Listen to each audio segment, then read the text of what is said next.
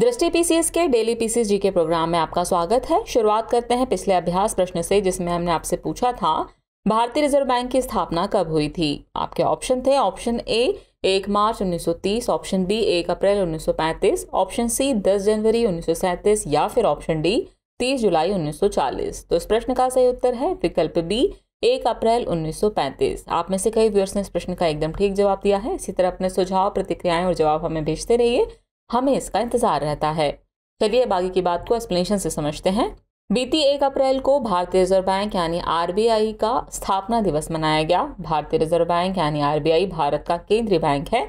इसकी स्थापना 1 अप्रैल 1935 को भारतीय रिजर्व बैंक अधिनियम 1934 के प्रावधानों के तहत की गई थी। अन्य अर्थव्यवस्थाओं की भांति भारत में आरबीआई भी देश की बैंकिंग प्रणाली और अर्थव्यवस्था को प्रभावित करने वाली मौद्रिक नीतियों के प्रबंधन और निगरानी में महत्वपूर्ण भूमिका निभाता है। आरबीआई के मुख्य कार्यों को देखें तो इनमें शामिल है मौद्रिक नीति का निर्माण करना, उसे लागू करना और उसकी निगरानी करना, भारत सरकार के बैंकर और ऋण प्रबंधक के रूप में कार्य करना, वाणिज्यिक बैंकों के बैंकर के रूप में कार्य करना, वित्तीय प्रणाली के नियामक और पर्यवेक्षक के रूप में कार्य करना और भारत के लिए विदेशी मुद्रा का प्रबंधन करना। इस तरह इस प्रश्न का सही उत्तर है विकल्प बी यानी कि 1 अप्रैल 1935। चलिए अब शुरुआत करते हैं आज के एपिसोड की। तो आज के एपिसोड का पहला प्रश्न है, भारत के इतिहास के संदर्भ में ऊल गुलान अथवा महान उपद्रव निम्नलिखित में से किस घटना का वर्णन है। आपके ऑप्शन है 1857 का विद्रोह, 1921 का मप्पिला विद्रोह, 1859-60 का नील विद्रोह या फिर 1899-1900 का बिरसा मुंडा का विद्रोह। तो इस प्रश्न का सही उत्तर है विकल्प डी 1899-1900 का बिरसा मुंडा का विद्रोह। वर्ष 1899-1900 में बिरसा मुंडा के नेतृत्व में मुंडा विद्रोह छोटा नागपुर झारखंड क्षेत्र में हुआ था। इसे मुंडा उलगुलान यानी विद्रोह भी कहा जाता है। इस विद्रोह की शुरुआत मुंडा जनजाति की पारंपरिक व्यवस्था खुंटकट्टी की जमींदारी व्यवस्था में परिवर्तन के कारण हुई थी। बिरसा मुंडा का जन्म वर्ष 1875 में मुंडा जनजाति में हुआ था। बिरसा का मानना था कि उन्हें भगवान ने लोगों की भलाई और उनके दुख दूर करने के लिए भेजा है, इसलिए वे स्वयं को भगवान मानते थे। उन्हें अक्सर धरती अब्बा या जगत पिता के रूप में जाना जाता है, अतः विकल्प डी सही है। इस तरह इस प्रश्न का सही उत्तर हुआ विकल्प डी 1899-1900 का बिरसा मुंडा विद्रोह।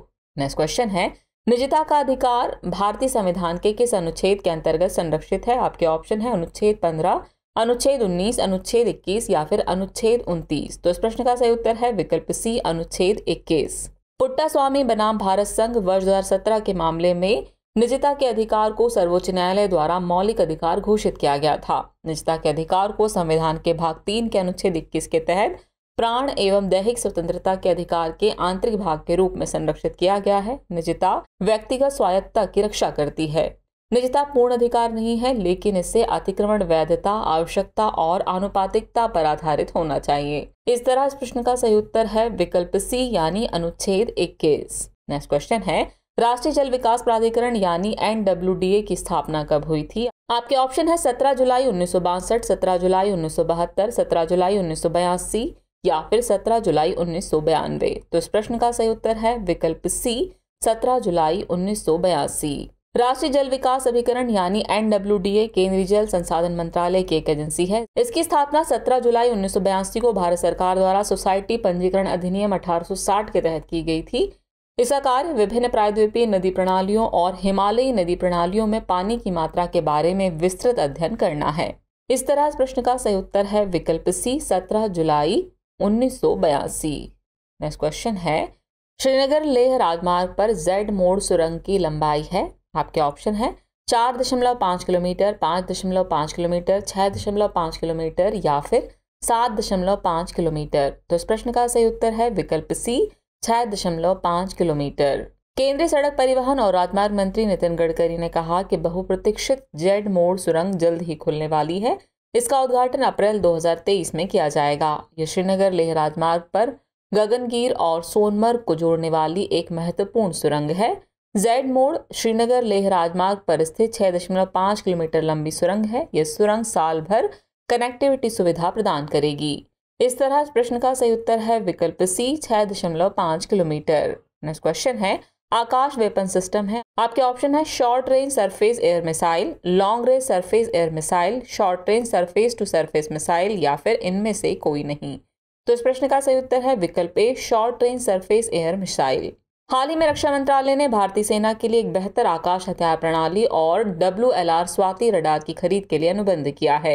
इन हथियारों की लागत लगभग 9100 करोड़ रुपए से अधिक है। चलिए जानते हैं आकाश वेपन सिस्टम यानी AWS के बारे में। ये एक short range surface to air missile यानी SRSAM एयर डिफेंस सिस्टम है। इसे रक्षा अनुसंधान और विकास संगठन यानी DRDO द्वारा डिजाइन और विकसित किया गया है। AWS सीकर टेक्नोलॉजी कम फुटप्रिंट, 360 डिग्री एंगेजमेंट क्षमता और बेहतर पर्यावरणीय पैरामीटर से लैस है। उन्नत आकाश हथियार प्रणाली की खरीद के लिए भारत डायनामिक्स लिमिटेड के साथ अनुबंध किया गया है। इसके अलावा WLR स्वाति के लिए भारत इलेक्ट्रॉनिक लिमिटेड यानी BEL के साथ 990 करोड़ रुपए से अधिक की लागत से अनुबंध किया गया है। एक स्वदेशी रूप से डिजाइन किया गया WLR है जो बंदूकों, मोर्टारों और रॉकेटों का पता लगाने में सक्षम है। इस तरह इस प्रश्न का सही उत्तर है विकल्प A यानी short range surface air missile. Next question है, पहली डॉक्टर बनने वाली भारतीय महिला कौन थी? आपके ऑप्शन है कमला आर्य, आनंदी गोपाल जोशी, सुनीता अय्यर या फिर राम लक्ष्मी रेड्डी। तो इस प्रश्न का सही उत्तर है विकल्प B आनंदी गोपाल जोशी। बीते 31 मार्च को आनंदीबाई जोशी या आनंदी गोपाल जोशी की जयंती मनाई गई। आनंदीबाई जोशी देश की पहली महिला चिकित्सक यानी डॉक्टर थी। इस साल यानी 2023 में इनकी 158वीं जयंती मनाई जा रही है। आनंदीबाई का जन्म 31 मार्च 1865 को तत्कालीन बॉम्बे प्रेसिडेंसी में एक मराठी परिवार में हुआ था। उन्होंने 1883 में women's medical college of Pennsylvania, जिसे वर्तमान में Drexel university college of medicine के रूप में जाना जाता है, में दाखिला लिया था। इसके बाद 1896 में उन्होंने डॉक्टर ऑफ मेडिसिन यानी MD में स्नातक की उपाधि प्राप्त की। उनका शोध प्रबंध यानी थीसिस आर्य हिंदुओं में प्रसूति पर था, जिसमें उन्होंने आयुर्वेदिक और अमेरिकी चिकित्सा पाठ्य पुस्तकों के प्रभावों का अध्ययन किया। 1896 में वह भारत लौटी और कोल्हापुर महाराष्ट्र के अल्बर्ट एडवर्ड हॉस्पिटल में महिला वार्ड की प्रभारी चिकित्सक नियुक्त हो गई।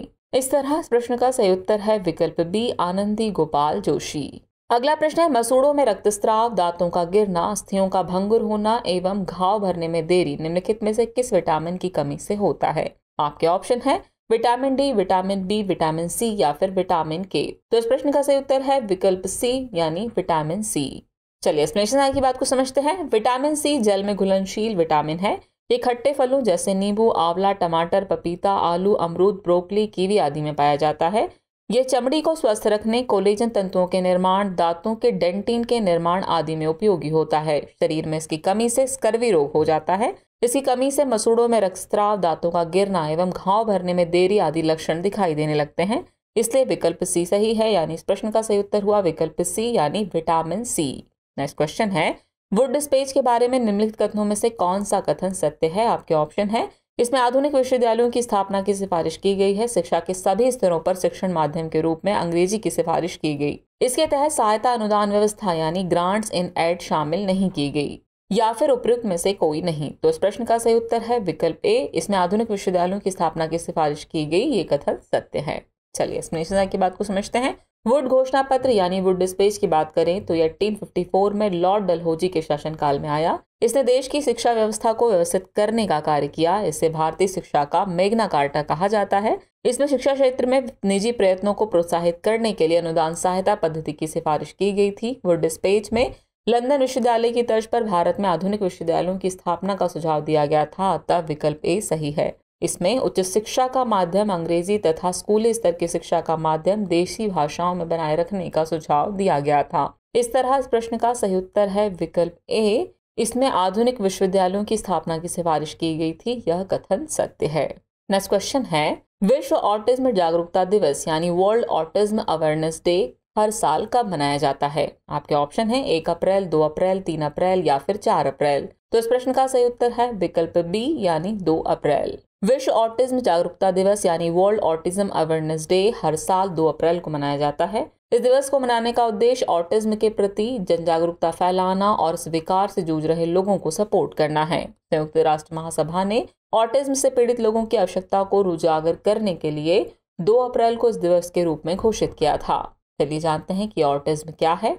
ऑटिज्म या ऑटिज्म स्पेक्ट्रम डिसऑर्डर यानी ASD एक न्यूरोलॉजिकल स्थिति या तंत्रिका संबंधी विकार है जो व्यक्ति में आजीवन रहता है।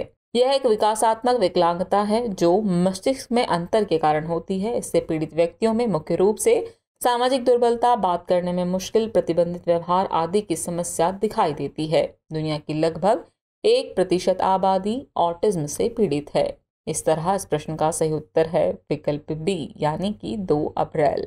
चलिए अब हम पहुंच गए एपिसोड के अंतिम प्रश्न पर। तो अंतिम प्रश्न है, आपदा प्रबंधन अधिनियम कब लागू किया गया था? आपके ऑप्शन है 2002, 2005, 2006 या फिर 2010। तो इस प्रश्न का सही उत्तर है विकल्प बी, वर्ष 2005। चलिए एक्सप्लेनेशन देखते हैं। भारत की G20 अध्यक्षता के तहत पहली G20 आपदा जोखिम न्यूनीकरण कार्य समूह की बैठक का आयोजन किया जा रहा है। ये बैठक 30 मार्च से 1 अप्रैल 2023 तक गुजरात के गांधीनगर में आयोजित की गई। गौरतलब है कि भारत का राष्ट्रीय आपदा प्रबंधन प्राधिकरण यानी NDMA बैठक में शुरू होने वाली चर्चा का नेतृत्व करेगा। चलिए जानते हैं राष्ट्रीय आपदा प्रबंधन प्राधिकरण यानी NDMA के बारे में। यह भारत में आपदा प्रबंधन के लिए शीर्ष वैधानिक निकाय है। इसका गठन आपदा प्रबंधन अधिनियम 2005 के तहत हुआ है। इसमें प्रधानमंत्री अध्यक्ष के रूप में और 9 अन्य सदस्य होंगे और इनमें से एक सदस्य को उपाध्यक्ष पद दिया जाता है। आपदा प्रबंधन की प्राथमिक जिम्मेदारी संबंधित राज्य सरकार की होती है। इस तरह इस प्रश्न का सही उत्तर है विकल्प बी यानी कि वर्ष 2005। चलिए अब नोट कर लीजिए आज के एपिसोड का अभ्यास प्रश्न। हाल ही में राष्ट्रीय हरित अधिकरण ने किस राज्य पर रामसर सूची में शामिल 2 आर्द्र भूमियों की सुरक्षा करने में विफल रहने पर जुर्माना लगाया है? आपके ऑप्शन है, option A Assam, option B Bihar, option C Odisha या फिर ऑप्शन डी केरल। तो व्यूअर्स इस प्रश्न का जवाब कमेंट बॉक्स में देना न भूलें। जल्द ही मिलते हैं नए एपिसोड में नए नए सवालों, उनके नए नए जवाबों और जानकारियों के साथ। तब तक के लिए शुक्रिया।